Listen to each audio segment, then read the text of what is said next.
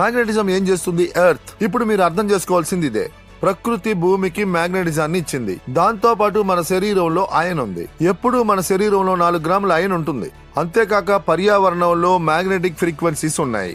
ప్రారంభంలో అన్ని చోట్ల మ్యాగ్నెటిక్ ఫ్రీక్వెన్సీస్ ఉన్నాయి. సో మ్యాగ్నెటిక్ ఫ్రీక్వెన్సీ, ఐరన్, ఈ 2 కనెక్షన్స్ ని అర్థం చేసుకోవడం ముఖ్యం. మన శరీరంలో ఐరన్ ఉంది. అట్మాస్ఫియర్ లో, పర్యావరణంలో మ్యాగ్నెటిజం ఉంది. బయోమాగ్నెటిజాన్ని ప్రపంచంలో ఎవ్వరూ ఛాలెంజ్ చేయలేరు.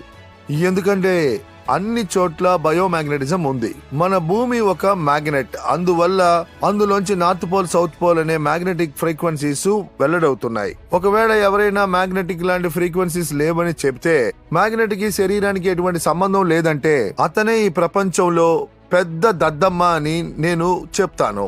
ఎందుకంటే అన్ని చోట్ల మ్యాగ్నెటిజం ఉంది. మ్యాగ్నెటిజం ఉన్నందువల్లే బ్లడ్ సర్క్యులేషన్ జరుగుతుంది. అదే పుల్ అండ్ పుష్ చేస్తుంది.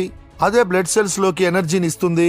అది మాత్రమే కాకుండా మన బ్లడ్ సెల్స్ లో toxin, insulin, nutrition, oxygen, water అన్నీ ఉన్నాయి. దాన్ని ఫ్లో చేయడానికి, శరీరం మొత్తం పంపించడానికి ఆ పని మ్యాగ్నెటిజం చేస్తుంది. మ్యాగ్నెటిజం పవర్ ని మనం అర్థం చేసుకోవాలి. మ్యాగ్నెటిజం పవర్ ని ప్రాపర్ గా అర్థం చేసుకోవాలి. ఒకవేళ మ్యాగ్నెటిజం పవర్ ని మీరు అర్థం చేసుకుంటే, అంటే రియల్ గా మీరు అర్థం చేసుకుంటే, ఆ తర్వాత మీకు కన్ఫ్యూజన్ ఉండదు.